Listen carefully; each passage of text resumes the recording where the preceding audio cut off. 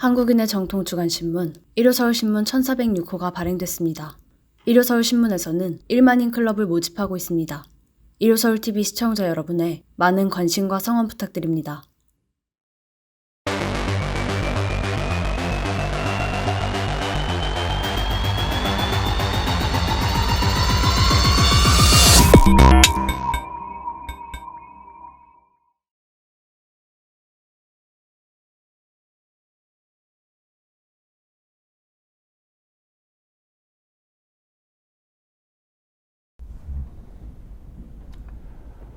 여러분 안녕하십니까? 이정현입니다.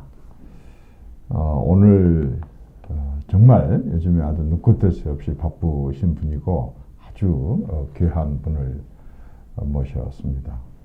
조경태 국민의힘의 최고위원님 모셨습니다. 안녕하십니까, 최고위원님? 반갑습니다.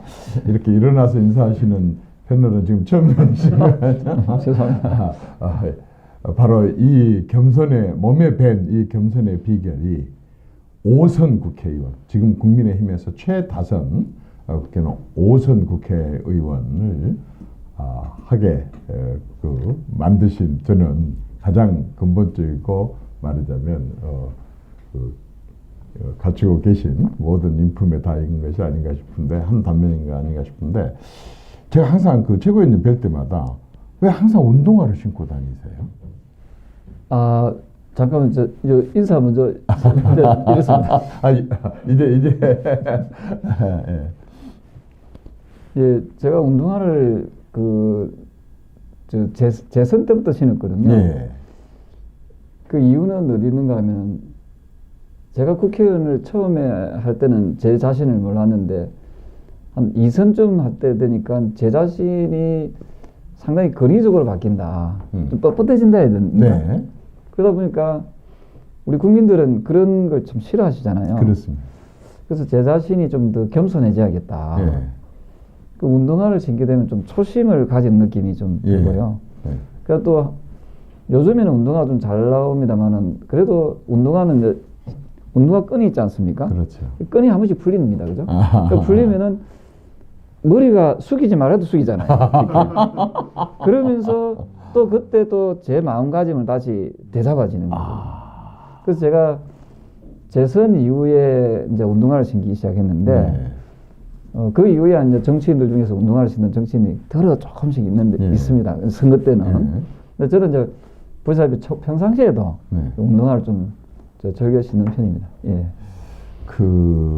이제 여러분들은 아마 운동화를 신는다는 것도 오늘 처음 들으신 분들도 시청자들 중에서 아마 많으실 겁니다. 근데 이제 저는 국회에서 최고위원님을 늘 뵈면서 독특하다. 항상 이제 운동화를 신고 있는데 사실 정치인들은 참 많이 알려지진 않지만 나름대로 자기 그 철학들이 있습니다. 그 철학.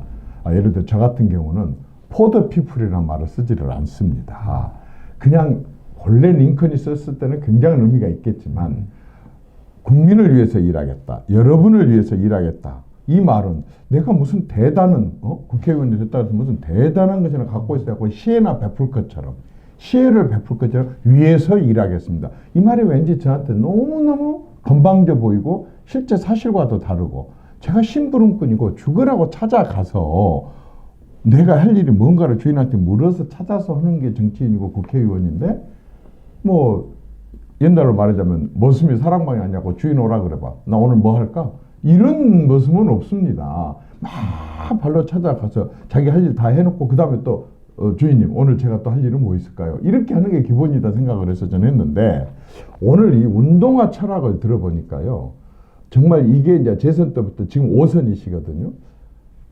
저는요, 그 100마디 말, 정치인으로서 자기에 대한 어떤 소개의 말보다도 지금 이 소개 속에 저는 우리 조 최고위원님의 이 말하자면 5선의 비결, 그리고 지금까지 모든 사람들 그렇게 사랑을 받고 최고위원 경선에서도 아주 압도적인 일이 이렇게 할 수 있었던 비결이 아닌가 정말 새삼 존경스럽습니다. 특히 끝매면서 끈을 맬 때, 네, 끝낼 때 고개를 숙이지 않고. 이거 보면은 이거 운동하지 않습니까? 맬 때 이렇게 고개 안 숙이면 이거는 뭐 못하네.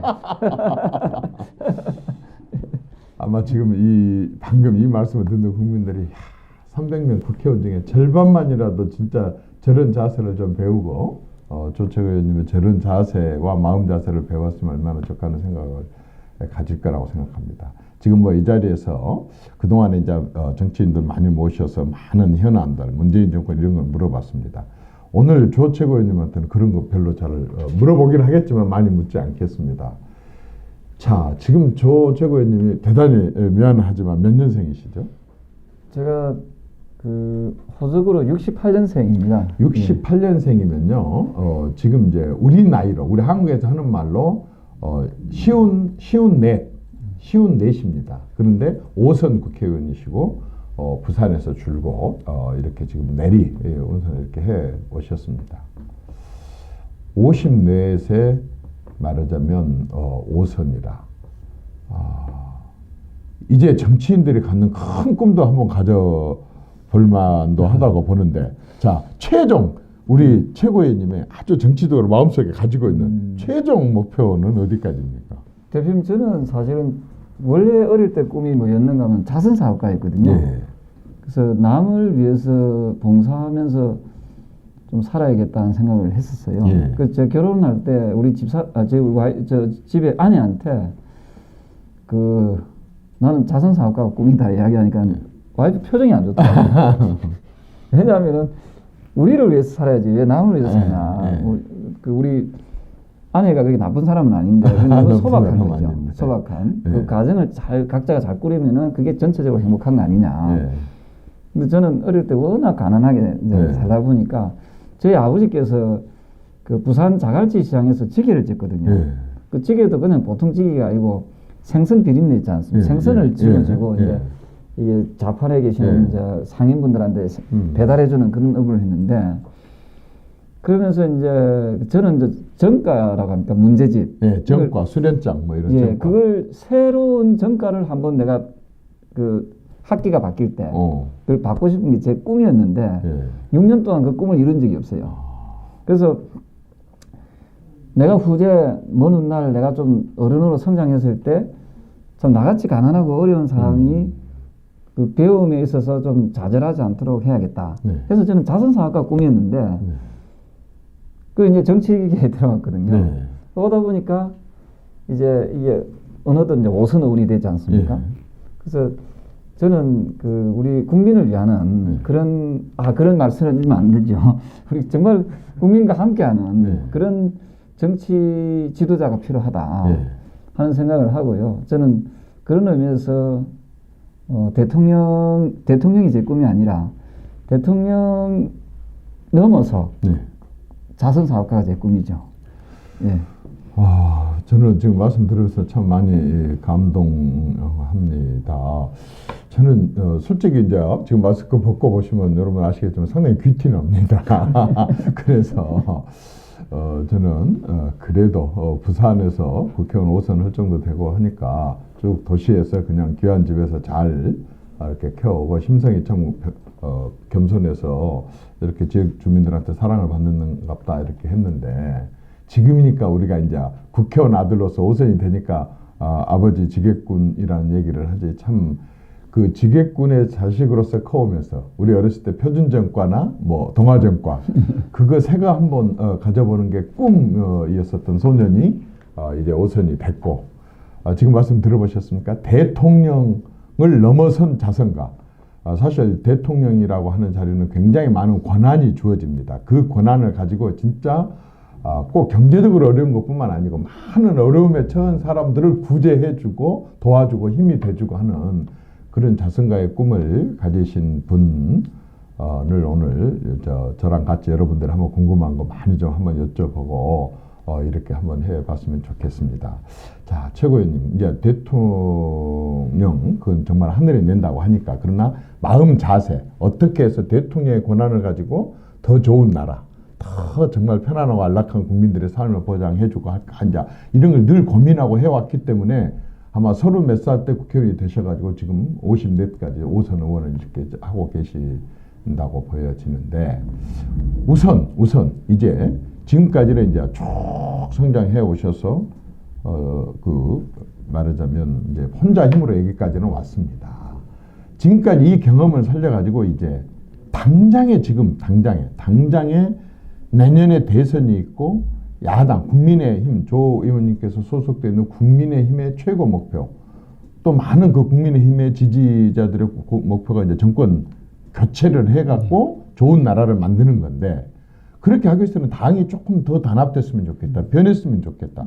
당에 뭔가 리더십이 새로 생겼으면 좋겠다. 그런데 지금 전당대회가 다가온단 말입니다. 전당대회에서 혹시 어떤 생각 갖고 계십니까? 네, 저는 그 대표님 말씀 주신 그 기대, 국민적 기대에 부응하기 위해서 제가 이번에 당대표에 출마할 예정이거든요. 충분히 출마하실 예, 분이죠. 그래서 지금 예. 전국을 좀 다니면서 네.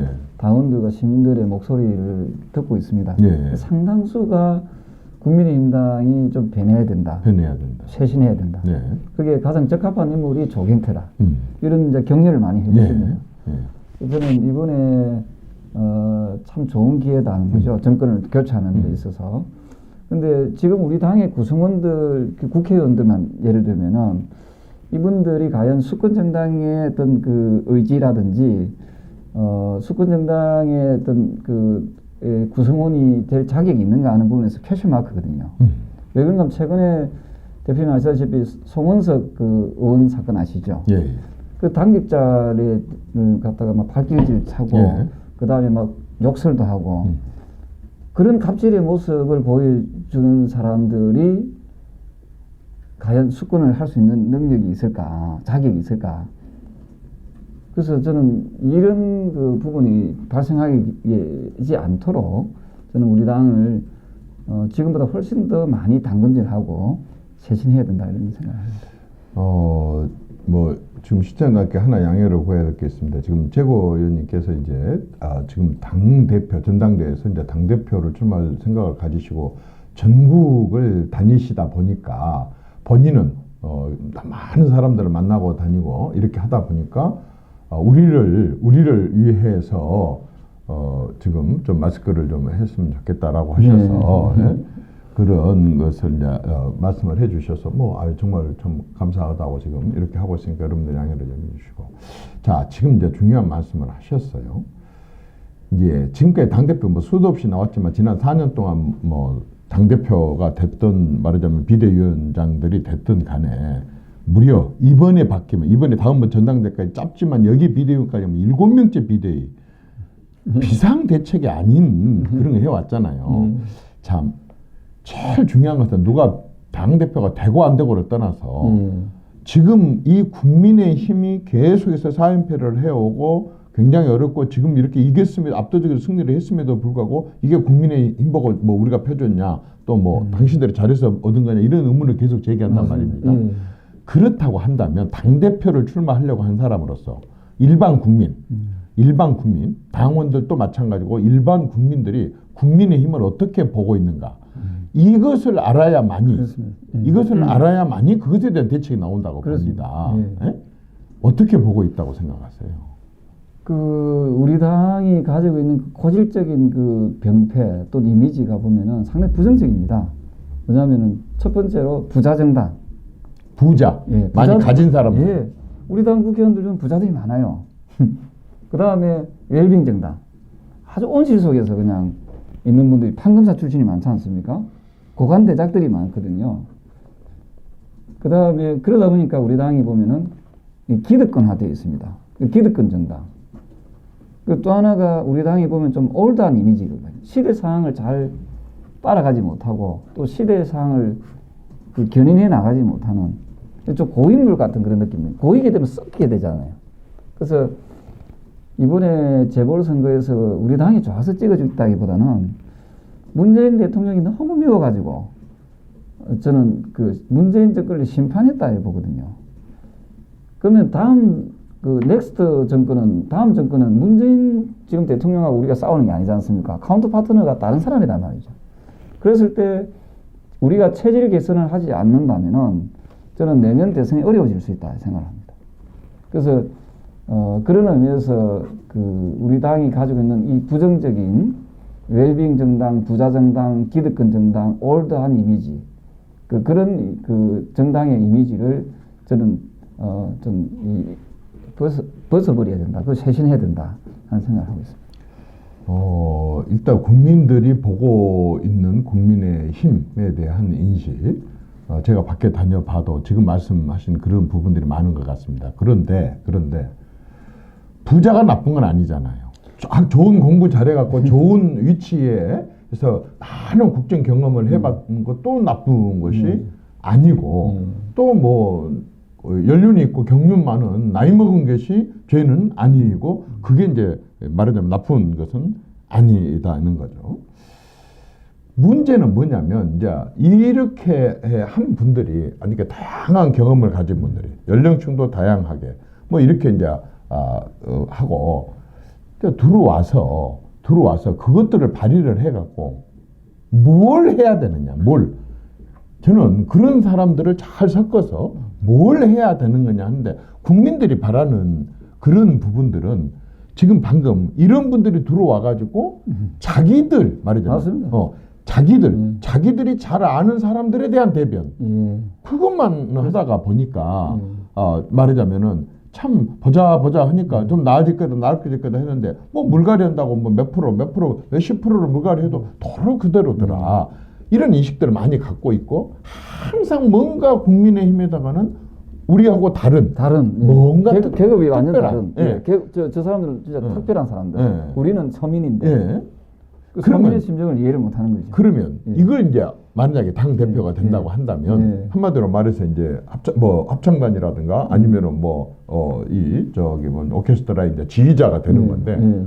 어떻게 이런 사람들을 근다고 해서 지금 와서 국회의원 선거 새로 할 수도 없는 거고 어떻게 지휘를 해서 이 사람들을 당 대표로서 내년 대선 직전까지 많이 변했네 저 사람들 어떻게 할 생각이에요? 그러니까 그게 이제 이 국민들의 시선은 어쨌든 그 당을 볼 때는 당 대표를 보지 않습니까? 그렇죠. 당 대표의 행동 모습을 보거든요.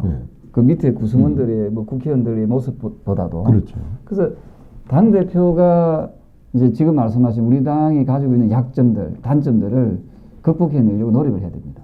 그래서 우리 당, 국민의힘 당의 당 대표는 더불어민주당보다 훨씬 더 개혁적이어야 되고요. 훨씬 더 서민적이어야 되고요. 훨씬 더 미래지향적이어야 되고요. 훨씬 더 젊은 사고를 가져야 된다. 그래야만이 이 우리 당의 이미지가 많이 좀 소위 말해 때를 뺏길 수 있다는 거죠.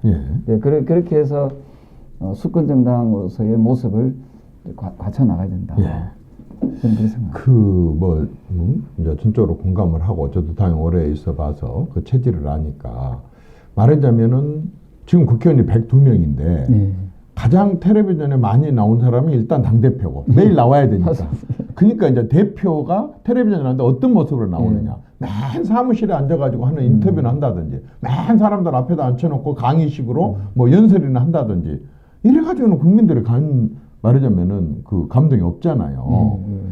그래서 이제 당대표가 중요하고 당대표가 되신다고 하면 모범적으로 아까처럼 서민적으로 그다음에 또 굉장히 젊은 시각과 젊은이들과의 많은 대화도 하고 또 내려놓고 겸손하게 하고 이제 이렇게 하는 모습을 보이겠다. 이렇게 하셔서 기대가 많이 됩니다. 그럼에도 불구하고 어쨌든 올코트 프레싱을 해야 되지 않습니까? 그렇습니다. 어떤 식으로 전체를 다 이렇게 총동원 체제로 구축을 하시겠습니까? 저는 오늘도 그 중진회의에서 이야기를 했던 게 우리가 원칙을 견제해 나가면은 그 리더십이 발휘가 되거든요. 원칙을 자꾸 어기고 장깨를 뿌리니까 그 리더십이 훼손이 되고 이제 무너지는 거죠. 문재인 대통령의 리더십이 무너진 게 바로 그거거든요. 그렇죠. 본인이 공정한 사회, 정의로운 사회 만들겠다 해놓고 자기 가족들, 주위에 있는 사람들 그 다 봐주게 하는 거 아닙니까? 그러다 보니까 국민들이 저는 안 돼. 거짓말장이야. 저 사람 지도자 아니야. 그럼 지지율이 계속 떨어지는 거거든요. 정당의 당대표도 마찬가지라고 생각합니다. 정당도 원칙을 딱 가지고 그 원칙에 어긋나게 되면은 그것을 단호하게 대처해 나가야 된다. 그런 생각을 합니다. 예를 들어서 이렇습니다. 좀 최근에 LH 부동산 투기 사건이 있었지 않습니까? 그러면 제가 아마도 제일 먼저 국회의원 전수조사 하자고 주장했던 국회의원입니다. 여야를 통틀어서. 국민들은 부동산 투기에 대해서 부글부글 끓고 있는데 야당이 지금 침묵하고 있다 이 말이에요. 그러면은 그 국민적 요구에 부응하지 않는 거지요. 그렇죠. 그 제가 당 대표가 딱 되면은 부동산에 연루된 정치인들이 있으면요, 네. 바로 출당. 예. 예, 출당. 당신은 우리 당에 있을 자격이 없어. 예. 이런 단호한 면을 보여주면 저는 리더십이 생긴다 보거든요. 예. 그래서 우리 한국 정치의 병폐가 뭐냐면 남 탓하는 거거든요. 네. 그게 바로 내노남불 아닙니까? 예. 자기들은 정직하고 깨끗하게 하지 못하면서 상대 보고 정직하라 깨끗하라고 요구하는 거죠. 예. 그래서 저는 그 우리 당을 좀 더 그런 의미에서 그 원칙을 딱 세워가지고 그 원칙 있는 정당으로 거듭나게 한다면은 거기에 저는 리더십이 저는 생긴다 이렇게 보고 있습니다. 하여튼 뭐 해야 될 일은 수만 가지겠지만 최우선적으로 해야 된다고 하는 것은 말하자면 국민들이 공감하는 원칙이 형성이 되면 그 다음부터는 그 원칙에 아주 단호하게 말하자면 예외 없이 이렇게 그 이제 그 말하자면 적용을 하겠다 이런 말씀을 하셨고 그렇게 된다면 아마 이제 당의 기강도 쓰고 긴장도 하고 이렇게 조심도 하고 이런 부분이 없지 않을 것 같습니다. 그리고 정책적으로 이야기하면요. 제가 당대표가 되면은 국회의원 수 줄이는 운동할 겁니다. 예. 제가 이거 오래전부터 했거든요. 네. 특히 대표님 죄송합니다만은 비례대표제 이거 폐지하는 거. 예. 비례대표제 이거는 보니까 완전 나눠먹기식이에요. 예. 이거는 원래 직능을 대표하는 걸 그 사람들을 뽑아라고 비례대표의 취지잖아요. 예. 근데 아무나 주는 거예요, 아무나. 예. 지금 비례대표 의원들 기분 나쁠 수도 있겠지만 국민들이 봤을 때 그래 본단 말이죠. 예. 그 우리나라가 일본이나 미국에 비해서 인구수에 비해서 그러니까 지역구 인구수에 비해서 예. 그 국회의원 수가 너무 많아요. 그래서 일본의 기준을 봐서 198명 정도면 되고요. 예. 미국의 기준을 하니까 85명이면 되더라고요.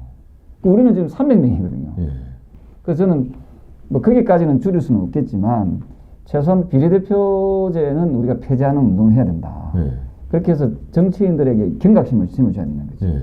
그래서 정치인들이 정파의 이익보다는 국가와 국민을 생각하는 마음을 더 들게 만드는 네. 그런 제도적인 장치가 필요하다는 거고요. 예. 두 번째로는 이제 공정과 불공정의 아주 상징적인 게 뭐냐면요. 그 로스쿨 제도입니다. 로스쿨.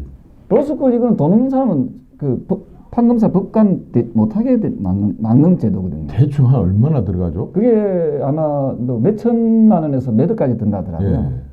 이 대학원 과정이잖아요. 예. 또 대학 안 넣으면 안 되도록 돼 있다고. 예.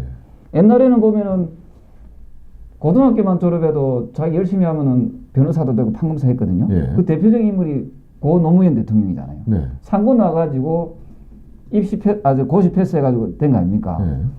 그런 그 사다리, 그런 그 기회를 공정하게 줘야 되는데 네. 부모님 잘못 만나가지고 그 돈이 없는 가난한 집에 태어나면은 이게 법조인이 될 수 없다는 것은 이건 상당히 불공정하다. 예. 그래서 그 이제 제가 당 대표가 되면은 사법고시 제도를 다시 부활시키겠다. 예. 그 이거는 한 70~80%가 아마 찬성할 것 같습니다. 네. 국민들이. 네.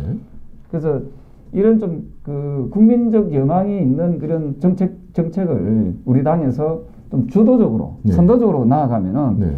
우리 당에 보는 좀 시선들이 좀 달라지지 않겠나 이렇게 보고 있습니다. 정 의원님 이제 아까처럼 뭐 국회의원 수를 줄인다든지 아니면 그 돈 많이 들어가는 그래서 가난한 사람들은 도저히 말하자면 개천에서 용이 날 수가 없는 이런 불공정을 만드는 이런 것들을 이제 깨고 이렇게 하겠다는 이제 이렇게 의견들을 주셨는데 자 이제 방금 말씀을 하셨어요. 국민들이 요망하고 국민들이 원하는 거 이걸 이제 말하자면 찾는데 최고위원님께서 찾는 것하고 소속 의원들 전체가 총동원에 대해서 찾는 것하고 훨씬 더 많을 겁니다. 그런데 저도 이제 당대표도 해봤었고 당에 있어봤지만 이 보수 정당에 진짜 없는 것 중에 하나가 요즘에 코로나19로 마스크를 썼는데 마스크를 코로나19 아닐지라도 이 말하자면 보수 정당의 국회의원들 의원총회는 사실 뭐 몇 사람이 발언한 것 같지만 아주 마스크를 쇠로 씌워놓은 것 같은 정도로 발언이 없습니다. 발언 기회를 잘 주지도 않고 발언해봤자 반영도 되지도 않고 뭔가를 같이 논의할 생각을 안 하고 도대체가 몇몇에서 다 결정해갖고 강요, 주입 완전히 이런 식으로 해갖고 하다가 보니까 당연히 시키지도 않고 반영도 안 되니까 의원들도 뛰지도 않고 또 아까처럼 뭐 그런 식으로 주입식으로 하다 보니까 저 소극적으로 응할 수밖에 없고 어떻게 하면 이 의원들이 총동원 체제가 되게 할 수 있는가? 예를 들어서 우리가 세종이 훌륭한 것은 경연 그 말하자면은 그 대신들하고 수도 없이 많은 책을 읽고 뭐 논의하고 토론하고 하루에 2번, 3번 하는 이런 경연을 통해서 그 훌륭한 업적을 많이 쌓았는데 말하자면은 보수 우파의 정당의 지도부들이 말하자면 소속 의원들로 하여금 이렇게 제대로 가서 여론을 파악하게 할 수 있는 그런 체제를 갖추느냐, 파악한 걸 제대로 와서 당 내에 와서 논의를 하느냐, 논의된 것을 예산이나 법으로 반영을 시키느냐, 이 부분에 대해서 지금까지는 굉장히 미흡했는데 이 부분을 어떻게 한번 보완을 해보고 싶으세요? 아주 좋은 말씀입니다. 근데 정치인들이 그 가장 관심 있는 것은 어찌 보면은 이제 자기 정치적인 그 입장에서 봤을 때는 공천이거든요. 다음에 내가 공천 되느냐 안 되느냐.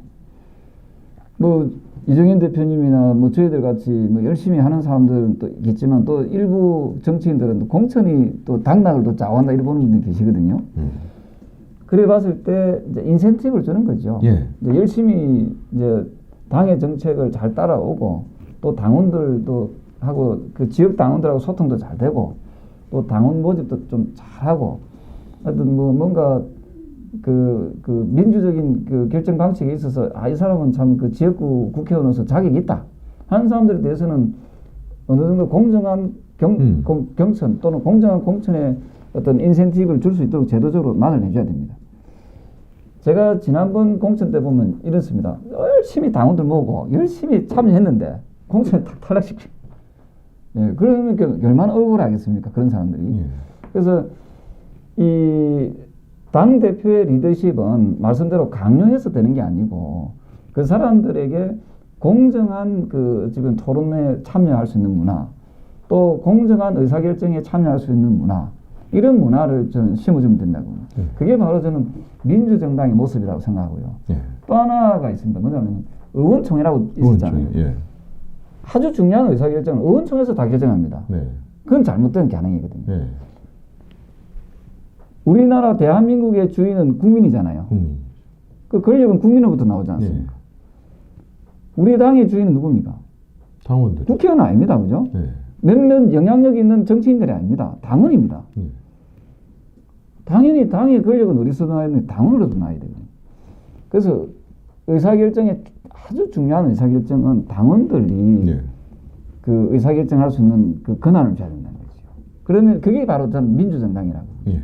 근데 여당이든 야당이든 그동안에 그런 그 시도를 해본 적이 없습니다. 예. 물론 우리 대표님 계실 때는 조금 그 노력을 하셨지만 이걸 아주 그 가열차게 민주정당으로 모습을 저는 제대로 못 보였다 보거든요. 그래서 앞으로 우리 당이 좀 변했다. 더불어민주당보다 더 나은 정당이다 하는 모습을 보이려면요. 거기에 이제 당대표가 공정한 당 운영을 해주면 된다는 거죠. 예. 예. 그 최고위원님 이제 지금 그 말씀 말하자면은 아주 정당의 엘리트 몇 사람이 모든 걸 다 결정을 하는데 아까 말씀드린 대로 이 엘리트가 처음에 구성될 때 굉장히 다양하게 구성됐다면 다양한 그런 여론을 모을 수 있지만 아까처럼 뭐 고시해가지고 굉장히 뭐 행정부처에서 잘 나갔다든지 아니면 뭐 상당히 돈이 많아갖고 지역에서 뭐 희사금을 자주 내고 뭐 인기를 끌었다든지 아니면 뭐 하여튼 어쨌든 이렇게 만약에 편협되게 평등되게 구성되어 있는데 거기서 모든 의사를 결정하라고 한다면 이건 국민 의사가 아니라 그 부류 사람들 의사 결정될 수밖에 없잖아요. 그런데 이제 이걸 당원이 주인이다. 그런데 실질적으로 더구나 지금같이 언택세상을 말할 것도 없지만 언택세상이 아니었을지라도 일반 당원들은 그럼 어떻게 만나냐 이거예요. 그런데 이제 거기서 제가 한 가지 건의드리고 싶은 것은 이제 세상이 바뀌었더라고요. 당원들만 가지고는 선거를 할 수 없을 만큼 국민들이 정치적인 관심과 의사가 엄청 높아졌고 중도에 무지하게 많은 사람들이 생겼고 무슨 얘기냐면 전부 자기 의견, 내 입장에서 의견을 제시를 하고 싶어요. 근데 정당에서 이걸 수렴할 방법이 없어요. 그래서 이제는 세상이 바뀐 대로 디지털 정당으로 변했잖아요. 그리고 스마트 정당으로 변했잖아요. 이 스마트폰과 디지털을 이용을 해서 뭐 흔히 하는 말로 뭐라고 하죠? 블록체인 이런 방식으로 한다든지 진짜 당이 이 말하자면 첨단 산업 시대, 정보통신 시대, 지식경제 산업 시대에 맞는 방식으로의 시스템을 이 당이고 저 당이고 어느 당이 먼저 이 시대에 맞게 하느냐. 앞서가는 것도 아닙니다. 이미 뒤졌습니다. 지금 해도 뒤졌습니다. 이렇게 바꿨을 때 그 사람들이 아까 휴대폰을 통해 스마트폰을 통해서 또는 컴퓨터를 통해서 전국의 동시다발로 많은 분야에 있는 사람들의 정책이나 관련된 의견들을 수시로 접수해서 그걸 모아 가지고 그 다음에 이제 아까처럼 여론조사도 하기도 하고 아니면 의견을 받기도 하고 해야 되는데 이렇게 디지털 정당으로 스마트폰 정당으로 그래서 당원을 넘어선 당원은 당연히 있어야 되고 당원을 소중히 여기고 받들어 모실 때 당원을 넘어서 지지자 이 지지자들은 언제든지 바뀔 수 있어요. 자기가 원하는 대로 자기 이득대로 안 된다면 언제든지 지지를 철회해버리고 바꿔버릴 수가 있다 그 말이죠. 그러려고 한다면 정당이 그 지지자를 계속 잡아두는 쪽으로 노력을 해야 되는데 이런 당원을 훨씬 넘어선 지지자 정당 또 아까처럼 스마트폰 정당을 만들 그런 시스템을 근본적으로 바꿀 생각은 없으시죠? 아주 좋은 생각이십니다. 제가 적극 검토하겠습니다. 예. 검토하고요. 제가 최근에도 우리 당에서 단일성 지도 체제냐, 집단 지도 체제냐 이거 가지고 좀 논란이 많거든요. 예.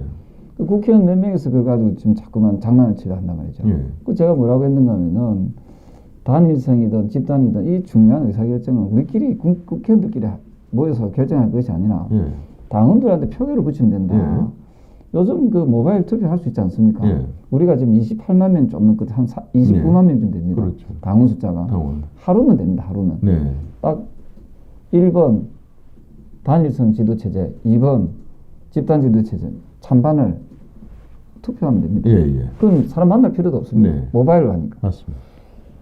저는 그런 부분들이 저는 앞으로 좀 많이 활성화돼야 된다. 예. 그리고 지금 말씀하신 디지털 정당, 모바일 정당으로서의 모습을 예. 꼭 이런 투표할 때 의사결정 말고도 저는 그 왜 정책적인 것 이런 아이디어도 많이 좀 이게 그런 그 도구를 그렇죠. 통해서 예. 저는 수립할 수 있다 이렇게 보고 있습니다. 그래서 그게 돼 있으면요. 우리가 이제 매일 뉴스를 보면 솔직히 말해서 기막힌 건들이 많아요. 기막힌 사건과 네네. 또 현장.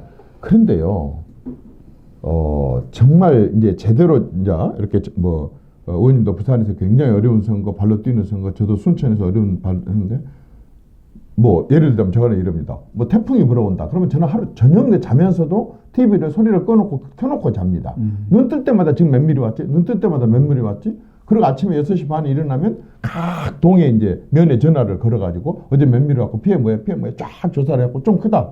다른 일정 다 취소하고 바로 쫓아 내려갑니다. 의원님도 제가 그런 경우를 알고 있는데 그런 식으로 말하자면 이게 중앙당도 정당 국회의원들도 많이 있고 원외위원장님들도 많이 계시고 당직자도 많이 계시니까 국민들이 아파하는 현장이 생기면 제발 좀 보고를 받거나 신문 사설 칼럼 읽고 하지 말고 단 한 사람일지라도 또 해당 지구당이 있고 시도당이 있잖아요. 맞습니다.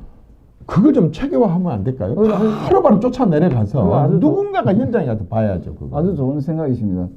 혹시나 제가 당 대표 되면은 대표님께서 같이 좀 비상 대책 그거 진짜 비상 대책이거든요. 그래서 비상 상황에서 이게 좀 이렇게 같이 어떤 아픔을 또는 위기 상황을 극복해 나갈 수 있도록 좀 선제적으로 봉사하려고 나섰으니까 네. 진짜 저는 형식적인 게 아니고 그죠. 네. 국민들은 불안해갖고 잠을 못 자는데 정치인들은 내일 아침에 해야지 다리 뻗고 자는 게 아니라 국민들은 자고 정치인들은 그냥 어떤 일이 있게 되면 24시간도 말하자면 현장을 뛰어다닐 수 있는 이런 당 체제로 바꿔야 되지 않을까 하는 생각이 들고 자 이제 문제는 지금 방금 이제 쭉 얘기를 했는데 결국 문제는 정치 엘리트들이다 그 말입니다. 국회의원들을 포함한 당직자들을 포함한 여기서 변하면 당원들도 변하고 우리 정치도 변하는데 이 정치인들을 뽑는 방식이 아까 이제 공천 얘기를 많이 하셨어요. 정말 누구의 계보 또는 계파 아니면 줄대기 아니면 하여튼 위에서 잘해가지고 지역민들은 상관없이 공천만 받아갖고 가면 저절로 된다든지 하는 지역에서 이렇게 이제 후보들을 말하자면 선정하고 뽑다 보니까 사실 국민들 눈높이에 맞지 않는 그런 사람 뽑힐 때가 많아요. 그런데 이제 지금 당장에 지금 우리가 두 가지가 닥쳐 있어요. 하나는 뭐냐 그러면은 내년 3월 달에 대통령 선거. 석 달 뒤에 6월 달에 이제 또 경기지사를 포함한 다 시도지사를 이제 이렇게 뽑고 해야 돼요. 이거 어떻게 바꾸실랍니까? 이 말하자면 이 뽑는 방식이 아까처럼 당원 굉장히 그 말씀을 많이 하셨는데 당원들이 주인이 되게 뽑는 방법 또 일반 국민들이 주인이 되게 뽑는 방법 참여시킬 수 있는 방법이 없을까요? 제가 참 좋은 질문이십니다. 제가 그 민주당에 있을 때 공천 혁신 그 위원장 제도 개선 위원장을 했었습니다. 그래서 1년 정도를 제가 그 전국을 다니면서 어떻게 하면은 가장 이상적인 그 공천 제도를 시스템을 구축할 것인가 제가 그 고민을 많이 했기 때문에 제가 공천 제도를 어떻게 바꿀 것인가 하는 부분에 대해서는 어느 정치인보다도 경험이 좀 풍부하다고 보거든요. 보통은 또 중앙에서 막 몇 분 불러가지고 이렇게 해버리지만 저처럼 발로 뛰어가지고 팔도를 다니면서 하는 경우는 거의 드물었을 겁니다. 그래서 이제 그 결론이 뭐냐면은 결국은 당원들의 그 욕구, 당원들의 그 생각들도 반영시키고 또 시민들의 욕구, 시민들의 생각도 반영시키는 그렇죠. 이걸 어떻게 착착하게 배분할 것인가를 고민을 해야 된다고 보거든요. 그래서 그래야만 이게 시너지가 발생하는 시너지 효과가. 과거에 보십시오. 2002년도 대선을 우리가 눈여겨볼 필요가 있다고 생각하는데 저는 2002년도에 그 민주당의 대선이 보면은 상당히 드라마틱했다. 네, 그 드라마틱했죠. 예, 전국을 다니면서 국민 경선 안 했습니까? 그 최초로 도입됐거든요.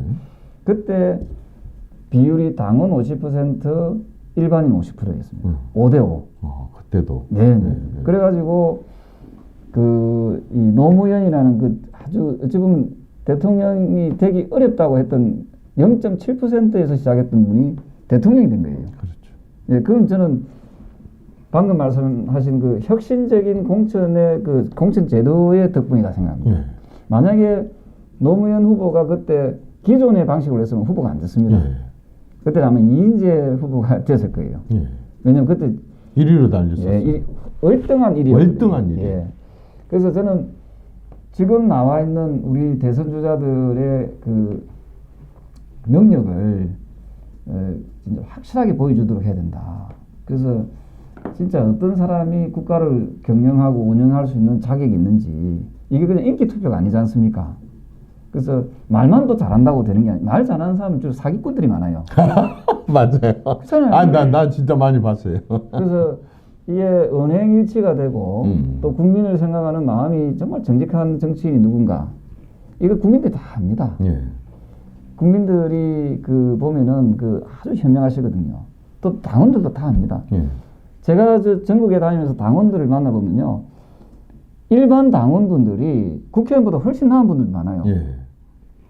국회의원들 보면은 국회의원의 그 정치적 수준보다 훨씬 높다니까요. 그래서 저는 이런 당원들과 국민들의 의사가 결집이 되면은 모여지면은 이 자체가 집단 지성이 된다. 그래서 자꾸 우리 정치인들이 보면은 우리 국민들, 우리 당원들을 저 사람이 뭐라 할까 무시한다. 깔본단 말입니다. 그래서 저는 그런 걸 저는 타파하고 싶습니다. 정말 지금 말씀하신 그대로만 해준다고 한다면 아마 당원들도 일반 국민들도 박수를 칠 것입니다. 그런데 이제 제가 두 가지를 봤어요. 이번에 서울시장 경선을 하는 과정에 보니까 어쨌든 이제 단계 예를 들어서 오세훈이 전체적으로 출마자 중에서 4명 중에서 이제 나경원하고 2명 또 그 중에서 된 사람이 나중에 이제 말하자면 안철수하고 또 그 중에 된 사람이 나중에 박영선하고 이런 이제 과정을 거쳐오면서 사실 역대 아마 보궐선거가 이렇게까지 국민들의 관심을 집중시키 여러 가지 여건도 있겠지만 이게 됐을 거예요. 근데 이제 제가 그때에 조금 이제 아쉬운 것이 있어서 대선을 만약에 이렇게 한번 해보면 어떻겠다는 생각이 들어요. 사실 이제 예능 프로인데 옛날에 슈퍼스타 K 방식으로 뽑는 게 있었어요. 그리고 요즘에 와서 이제 미스터 트롯 방식이나 보이스 트롯이나 뭐 여러 가지 방법이 있는데 이게 공통적인 게 있어요. 하나는 일단 누구나가 다 아까 0.7% 1%짜리 했던 노무현이 포함해서 20, 30 몇 %였던 이인재까지 구룡이 됐든 16용이 됐든 일단 전부 같이 시작을 하는 겁니다. 대권에 대한 꿈을 갖고 있는 사람들이 이렇게 시작을 하는데 이것을 아주 일찍 시작을 해가지고 그렇습니다. 예를 들어서 이분들이 같이 버스 한 대로 예를 들어 이번에는 농촌 지역, 이번에는 어촌 지역, 이번에는 중소기업 지역, 이번에는 과학 지역, 이번에는 문화예술 해가지고 가서 한 서너 시간씩 쫙 흩어져서 그분들을 만나고 또 이미 공부도 해왔고 그리고 나서 그날 예를 들어서 오후 3시부터 뭐 5시까지, 8시까지 아주 무한대 토론을 하고 이런 식으로 계속 같이 다니다가 어느 순간부터 이제 여론조사를 해서 한 명씩 보름에 한 명씩 탈락시킨다든지 이렇게 해가면 첫째 장점이 뭐냐 그러면 이번에 보궐선거 과정에서 지켜보니까요. 이 정권은 선거를 전부 네거티브로 치러요.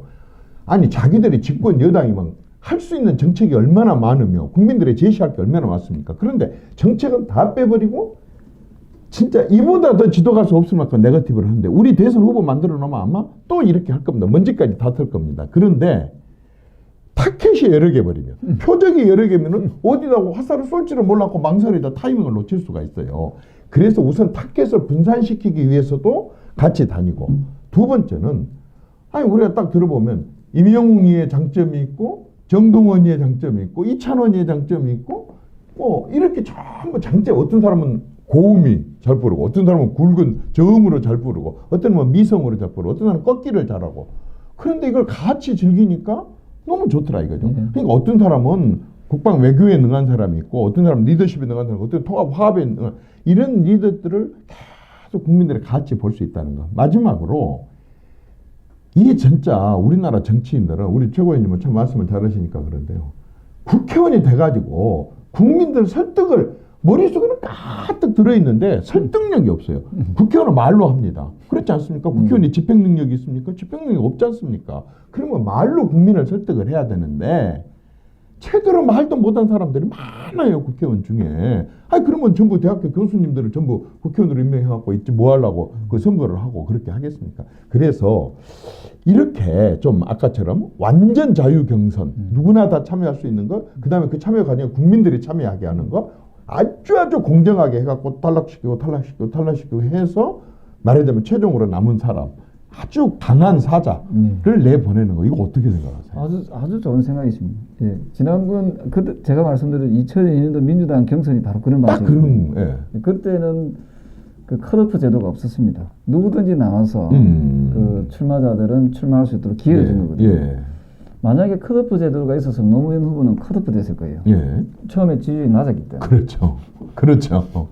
그래서 저는 그 우리 대표님께서 말씀하신 그런 그 경선 방식도 저는 충분히 예. 검토하고 예. 반영할 그런 가치가 있다 이렇게 보고 있습니다. 그러니까 숨은 자질과 능력이 있으니까 얼마든지 그렇게 할 수가 있는데 지금 이제 국민의힘에 국회의원들은 다 똑똑하고 열심히 잘하거나 하는데 정책 전체를 저 사람들이 하는 것은 한계가 있어요. 예를 들어서 부동산 정책 갖고 이 야단이 아니면은 지금 뭐 예를 들어서 사법개혁을 한다 그런다면은 분명히 문제점이 많은데 아니면 언론을 이 정권 들어서 가짜뉴스 해가지고 그냥 완전히 언론을 갖다 요절을 내고 입을 막아도 뭔가 근본적인 대책을 못하고 그냥 논평식으로 좋다 나쁘다 맞습니다. 논평만 하고 앉아 있어요. 근데 우리가 생각할 때는 아니 그 국고 보조금도 많이 나가던데 싱크탱크가 있을 텐데 이 싱크탱크에서 제대로 깊이 있게 연구를 해야 되고 자기들이 연구합니까? 다 외부에 있는 연구기관들하고 다 연계해 가지고 얼마든지 할 수 있음에도 불구하고 그 안에서 자기들이 만든 보고서 하나 갖고 통과 안 되면 그냥 말아버리고 이렇게 하면 안 된다고 생각을 하는데 이 싱크탱크는 어떻게 활용을 하실 생각이세요? 지금 말씀 주신 대로 그 진짜 그 제대로 된 연구를 할 수 있는 정책 그 전문가들이 저는 이 포진이 돼야 된다고 보거든요. 그래서 저희 당 여의도 연구원이 있지 않습니까? 그렇죠. 여의도 연구원을 저는 그런 역량을 좀 강화시킬 필요가 있다 예. 이렇게 보고 있고요. 또한 그 국회의원이 100명이 넘습니다. 그죠? 그렇죠. 100명이 넘으면은 한 국회의원이 한 건만 해도 100건이 넘는 정책이 나옵니다. 그렇죠. 이게 아까 말씀하신 어떻게 잘 그 당 대표는 지휘자거든요. 지휘자. 오케스트라로 보면은 지휘자입니다. 네. 어떻게 잘 이걸 조화롭게 그렇습니다. 이 그 역할을 배분할 건가? 네. 우리 당은 당 대표가 막 혼자서 다 하려 그러니까 무리한 부분이 있습니다. 그 못해요. 역할이 얼마나 할 많습니까? 수도 없어요. 그래서 역할을 잘 분배해야 된다. 분배해서. 그러니까 당 대표는 어찌 보면은 그 당의 큰 모섬이거든요. 예. 그 큰 모섬으로서 좀 겸손한 자세로 이 국회의원들이나 구성원들하고 같이 이 조화를 이루어야 되는데 제가 이래 우리 당을 이래 보면요. 당 대표 되면 이게 대통령이라요. 예? 너무 권위적입니다. 예. 당원들하고 소통이 안 돼요. 예. 그러면서 어떻게 당의 주인은 당원입니다라고 이야기할 수 있습니까? 예. 저는 이런 그 체질 개선을 해야 된다는 거죠. 당 대표라고 하지 말고 그냥 당 통령이라고 그러면 좋은 말씀입니다. 네? 통령이라는 게요. 대통령의 통령이 한자로 다스릴 통, 거느릴 통, 다스릴 령, 거느릴 령. 완전히 당 대표가 되면 말하자면 거느리고 다스리려고 이런 생각을 가진다 그러면 앞으로 그걸 그냥 명칭을 당 통령으로 솔직하게 고쳐갖고 그렇게 하는 게 오히려 더 떳떳하고 당당하지 않을까 싶은 그런 생각이 들 정도인데 자 지금 이제 국민의힘의 초선 의원이 56명이에요. 102명 중에 56명이면 이제 절반이 초선만 재선까지 하면 얼마나 된지를 모르겠는데 이 그래도 초선 재선 의원들은 이제 그동안에 말하자면 국회의원들이나 정치 권력들이 누려왔었던 기득권에 조금은 덜 오염돼 있다고 할까? 덜 감염돼 있다고나 할까? 뭐 같지는 않을 거라고 봅니다. 왜냐하면 한지가 지금 한 1년 정도밖에 안 돼서 이분들이 이제 일반 국민들이 갖고 있는 시각 또 정치권에 대한 기대 아무래도 새로 정치권에 들어온 지가 얼마 안 됐기 때문에 그런 감각들을 가지고 있는데 그걸 발휘를 못하게 하고 있다고 보여지는데 만약에 그 당 지도부의 이제 최고 대표가 되신다고 한다면 이 초선 재선들 이 참신성과 말하자면 이런 부분들을 어떤 식으로 활용을 하실 계획이십니까? 이제 우리 당의 초재선 의원들이 참신합니까? 이번에 박길재라는 분이 재선이잖아요. 예. 이번에 그 당직자를 폭행하고 폭언한 사람이 재선 아닙니까? 예, 재선이죠. 우리 당 초선 의원들 중에서 그 부동산 투기 의혹에 연루된 분들이 주로 초선들입니다. 아, 그렇습니까? 예. 재산이 많아요. 보면. 예. 판검사 출신도 많고 그 초선답지 않은 초선이 많아요. 보니까. 예. 그래서 좀 신선감이 없어요. 내가 예. 보니까. 예. 그 공천이 잘못된 거죠. 쉽게 말해가지고. 예.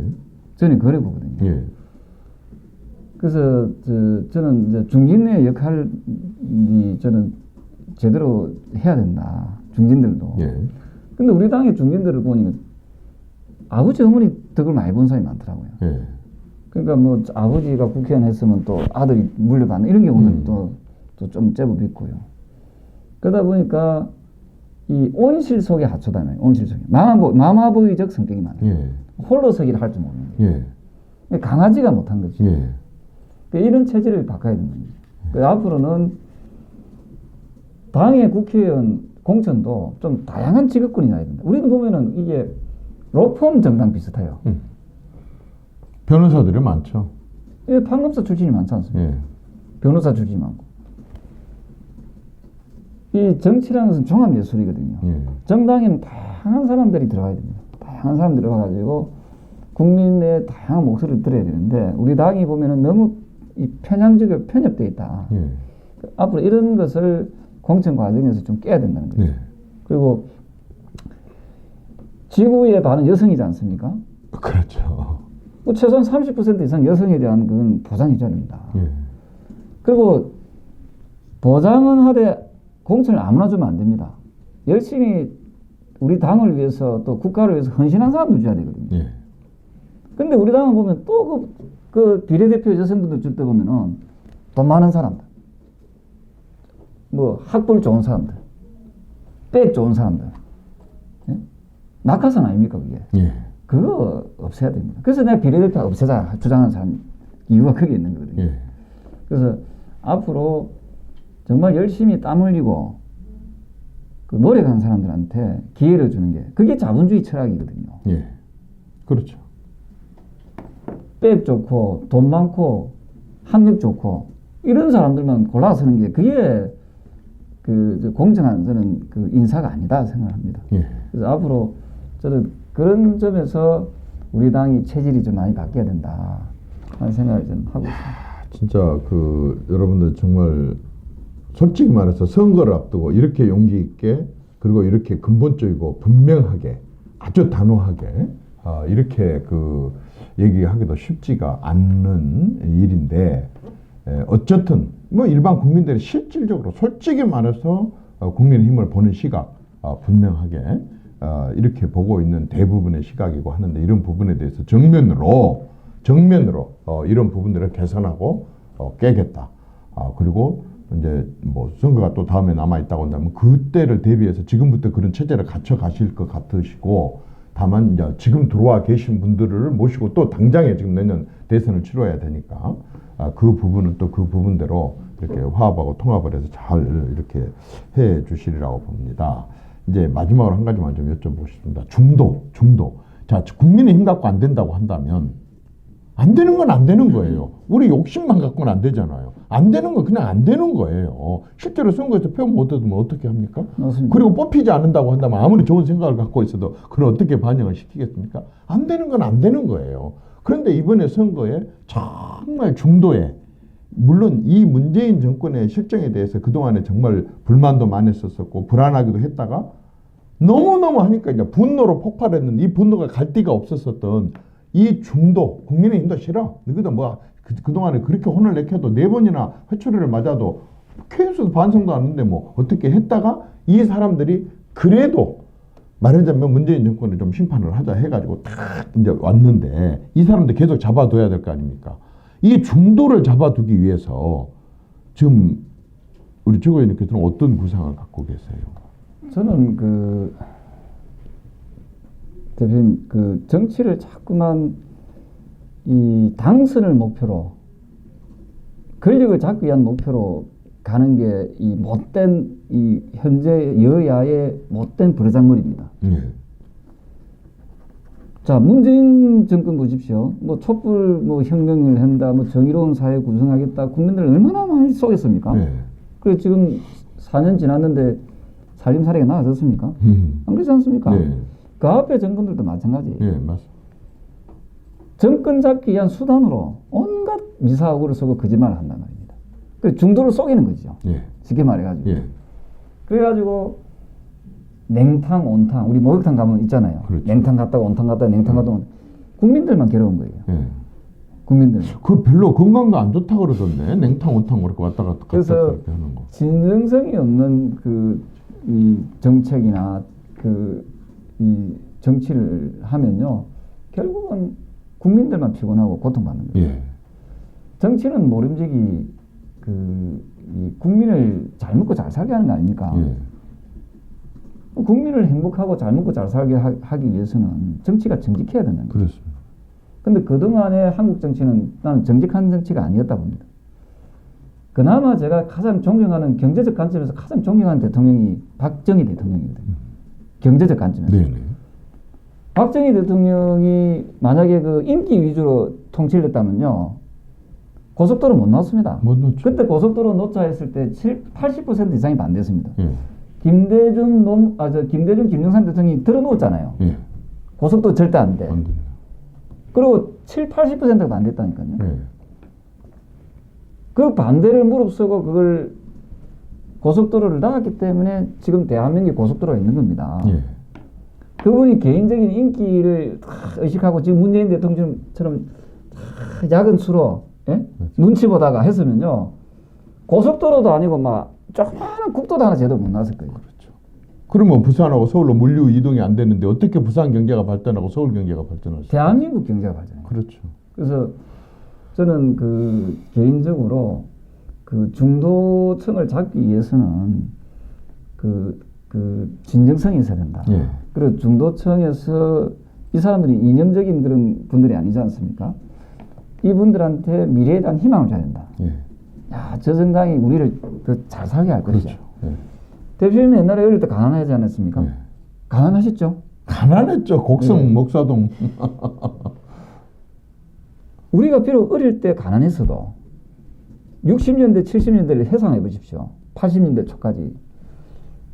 비록 가난했지만 그때 제 대학 다닐 때 최고의 선배님이 사주치는 최고의 그 간식이 뭐냐면 호떡이었습니다. 호떡, 헛떡. 막걸리, 예. 호떡, 라면. 그것만 감격했고 눈물을 흘릴 정도로. 예. 지금 그거 먹죠. 다이어트 한다고 안 먹잖아요. 몸에 안 좋다고. 예. 근데 그때 그 가난했지만 정신적으로, 마음적으로 행복했잖아요. 행복했죠. 왜 행복했습니까?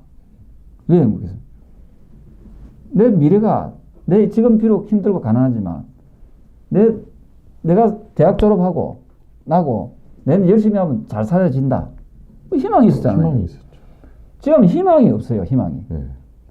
여당도 그렇고 야당도 그렇고 하는 정치하는 꼬라지 보면은요 다 미사하고 맞습니다. 예? 미사하고 예. 다 가진 사람들이 다 그러니까 좋은 이야기만 골라서 그 속죠. 국민들은 또 예. 순진하게 속는다면. 그래서 이제 그런 정치를 끝장내야 된다. 예. 정말 우리가 100년 대계 100년을 보든지 50년을 30년을 보든지 저 정당이 진정성 있게 우리를 위하는 예. 마음가짐이 있다. 이거 국민들이 다 알아요. 예. 그래서 이번에 국민의힘당의 지도부는 그런 지도부가 구성돼야 된다. 예. 그래 되면은 저는 중도도 보면은 이분들이 어느 쪽이 거짓말 정당이고 어느 쪽이 진정한 정당이라 구분할 줄 안다니까요. 그걸 구분한 게 중도죠. 말하자면 아예 이념적으로 한쪽으로 팍 서버린 사람들도 소중하지만 말하자면은 이익 어떤 게 국민들 내 삶의 이익이 돼?라고 하는 걸 판단해갖고 그때 선거 때마다 다르게 하겠다. 그래서 이래야지 정치인들이 국민을 무섭게 하죠. 아마 그 우리 국민들이 얼마나 현명하신가 그 상징적인 거 하나 이야기하겠습니다. 사례만. 예. 작년에 코로나가 왔을 때 그 2월달, 3월달에 있지 않습니까? 예. 청와대 게시판에 청원 게시판 있잖아요. 네. 거기에 중국인 입국을 금지해라고 무려 77만 명이 거기에 서명을 합니다. 예. 70만 명 이상, 77만 명이. 예. 그때 이 문재인 정부가 그 중국인 입국을 막았으면요. 예. 우리나라는 지금 이 순간에 대만이 지금 개월 이상 코로나가 즉 감염이 없거든요. 예. 대만은 지금 코로나 환자가 없습니다. 뉴질랜드, 호주. 마찬가지죠. 예. 그래서 지금 굉장히 그 국민의 안전과 생명을 지켜주고 있단 말이에요. 네. 근데 우리나라 대통령은 국민의 안전과 생명을 지켜주지 못하고 있어요. 예.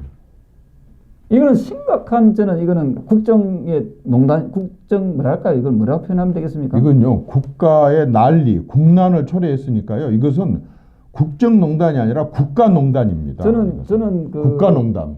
이 부분에 대해서는 책임을 저는 그 대통령으로서 그 책임을 저는 그 지는 자세가 필요하다. 지금이라도 국민들께 정중하게 사죄하는 모습이 필요하다 생각합니다. 전적으로 공감합니다. 그래서 우리 국민들이 그만큼 현명하시거든요. 네. 그 저는 우리 정치인 300명 가운데서 여야를 통틀어서 제일 먼저 중국인 입국을 막아라 했거든요. 네. 중국인 입국을 막으라고 제가 여러 차례 기자회견도 하고 제가 보도자료를 냈다고. 네. 그때 만약에 그 저의 이야기들을 또 국민의 이야기를 경청했으면요. 의료기관에서도 그랬거든요. 네. 의료진들, 전문가들 아닙니까? 예, 전문가들. 그때 겸손한 마음으로 막았으면은 네. 지금의 그 코로나 사태는 아마 지금보다 훨씬 더 네. 그 좋아졌을 것이다. 네. 그래서 이 말씀을 드린 이유가 중도층의 민심을 잡는다는 그 의미는 뭐냐면은 정치를 상식선에서 하면 됩니다. 예. 많은 대중들이 자 우리 이렇게 이런 부분에 대해서 아파하고 이런 부분에 대해서 요구하면은 그걸 우리가 경청하면 되거든요. 그래서 또 진지하게 또 경청했을 때 이게 그 말이 맞다고 싶으면 그건 과감하게 실천해야 됩니다. 예.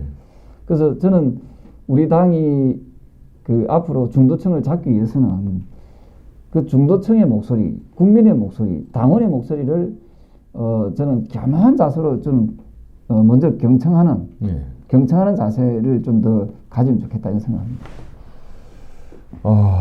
정말 아직도 한 50까지는 여쭤볼 게 있는데 왜냐하면 너무 좋습니다. 이제 내년에 대선 또 지방선거를 앞두고 큰 일을 치러야 될 제1야당의 이제 당 대표를 선출을 앞두고 있는데 오늘 그 중에 이제 그 유력하게 지금 이렇게 그 주자 중에 한 분이신 조경태 최고위원님을 모셔서 얘기를 이제 들어봤습니다.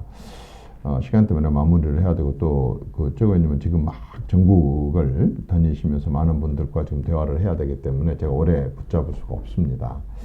들어보셔서 어떠십니까? 잘 알다시피 조경태 의원님은 민주당에서 국회의원을 하시다가 말하자면 지금의 민주당의 국정 운영 방식이나 리더십이나 또 노선이나 그 말하자면 위선, 가시 이런 부분들을 너무 잘 알고 깨닫고 그래서 이건 아니다 하고 그 안에서 이제 저항을 했습니다. 계속. 그럼에도 불구하고 거기서 포용을 하지 못하고 수용을 못 하셔서 결국에 이제 나오셔서 국민의힘 이제 그 전신 전당에 오셔서도 부산 시민들은 워낙 지역구를 정말 온 몸으로 발로 이렇게 관리를 하시다 보니까 당에 관계없이 조경태라고 하는 정치인을 우리는 좋아해 해가지고 이제 이분을 계속 당선을 시켜서 이제 지금 참 54세에 5선이시고 많은 이제 정치 경험을 쌓아서 이렇게 했는데 제가 왜 이렇게 이제 장황하게 그 설명을 드렸냐면 지금 보니까 이제 그 우리 정치가 굉장히 관용, 포용, 그리고 이렇게 중도 이런 국민들의 말하자면 정치 그 관점과 의식을 이렇게 정말 받아들이고 그 대변을 해야 되겠더라고요. 그런데 한쪽만 쓰신 분들은 아무리 노력을 해도 한쪽만 주로 많이 바라봐지게 되는데 다 경험을 하신 끝에 이제 여러 가지 경륜이 쌓이다 보니까 아주 그 중심을 잡을 줄 알고 그 다음에 여백이 있어, 공백이 있어. 다 이게 내 거이 다 옳다고 딱 해놔버리면 일반 사람들이 거기 뚫고 들어가러 3% 5%밖에 없는데 다 경험을 해보시고 자신감이 있고 이쪽 저쪽에 문제점도 잘 알고 장점도 잘 알고 이렇게 하시다 보니까 이제 많은 사람들이 조경태가 하고 있는 정치 공간에 뛰어들어서 자기 의견을 반영하라고 할 수 있는 여백과 공간을 이렇게 다 비워준다는 게 저는 아주 국회의원을 같이 하면서도 늘 참 저런 점은 참 나는 정말 좀 배우고 싶다 또 따라하고 싶다라고 했었는데 오늘 말씀드리면서 하나도 변함이 없다는 걸 알았고 오늘 새로 안 것은 좀 저렇게 그 귀티나게 생긴 양반이 아버님께서 자갈치 시장에서 지게를 지고 그것도 생선 그걸 하시면서 이렇게 자식들을 잘 키우셔서 했습니다. 사실 우리 모두의 부모들이 다 그런 거 아니겠습니까? 지금 몇 사람이나 뭐 금수저로 태어났겠습니까? 그런데 이제 그런 흑수저 속에서도 무수저 속에서도 동아전과 표준전과 세 컷 한번 받아봤으면 소원이었다는 그게 초등학교 6학년 동안 6년 내내 소원이었었던 분이 이제 이렇게 성장했으니 우리 말하자면 일반 서민들 또 다수의 일반 국민들의 심정과 아픔과 그 정말 남한테 말 못하면서도 가슴 저리 이런 것들을 누구보다도 잘 아시는 분이 더 큰 권한과 결정력을 가질 수 있다면 참 좋겠다는 그런 속으로 그런 그 소망을 가져봤습니다. 최고위원님 너무 고마운데요. 이게 지금 요거 가려져 있거든요. 저한테는 침이 안 튀깁니다. 지금까지 이제 저를 배려하느라고 마스크를 쓰고 계셨는데 마지막에 그 마스크 한번 좀 풀어서 얼굴 한번 공개 좀 해주시면 안 되겠습니까? 이분이십니다. TV에 많이 모셔서 이렇게 하셨죠. 이 프로에 아주 독특한 게 하나 있어요. 막판에 일반 이제 정치인들이 일반 사람들보다 다 잘 어울리잖아요. 근데 요즘에 일반인들의 대세 중에 하나가 대세 문화 중에 하나가 트로트입니다. 네. 최고위원님도 트로트 부르세요? 예, 부릅니다. 부릅니까? 예. 노래방 가면 대표님만큼은 못 모르고 저 대표님 되게 존경하는 거 아시죠? 아이고. 대표님 되게 훌륭하신 분입니다. 왜냐하면 호남 지역에서 보수 정당으로서 당선된다고 해서 아마 최초로 전남에서 최초였죠. 전남 강주의 최초인데 그 기적을 이루신 분하고 제가 좀 신화적인 인물하고 같이 이렇게 있다는 것 자체가 막 영광스럽습니다. 이쪽 분이 신화이시고 저는 운이 좋았더라고요. 예, 트로트. 예. 트로트. 예. 그 제일 많이 부르시는 18번은 뭐세요? 저는 저희 그 어르신이 좀 좋아했던 노래 중에 하나가 울고 넘는 박달재. 박달재가 실제로 있더라고요. 처음에 어떻게 하셨어요? 울고 넘는 천둥산으로 천둥산 부산 뭐 이런 식으로 하는 거 아닙니까? 한 대목만. 박달재는 울고 넘는 우리니마 이렇게 합니다. 역시 아이, 뭐 죄송합니다. 제가 잘 봤습니다. 하여튼 일반인으로 잘 어울리고 진짜 제가 들었습니다. 그 의원님 지역구에 가면 지나가기만 하면 그냥 어른들은 경태야 경태야 완전히 아들같이 동생같이 그렇습니다. 그렇게 하고 막 그냥 오빠 뭐 했어 하면 막 굉장히 하여튼 늘 가면 그냥 동네 아저씨. 제가 듣기로 이런 말도 들었습니다. 시간이 나면 휴일 같을 때 지역에 내려가 있을 때게 경사는 별로 잘 안 간대. 애사는 내 지역구 주민이 돌아가셨다 그러면 그냥 내 부모, 내 형제가 돌아가시는 거다. 그래서 틈만 나면 거기 가서 이제 또 이렇게 상주 노릇도 하고 또 이제 다시 일 보시다가 또 저녁 늦은 시간에 또 가서 그렇게 하시고 하면서 주민들하고 그렇게 부대끼면서 이렇게 정치를 하신다 말씀을 좀 들었습니다. 오늘 너무 고맙습니다. 감사합니다. 정말 감사합니다. 고맙습니다. 또 뵙겠습니다. 감사합니다.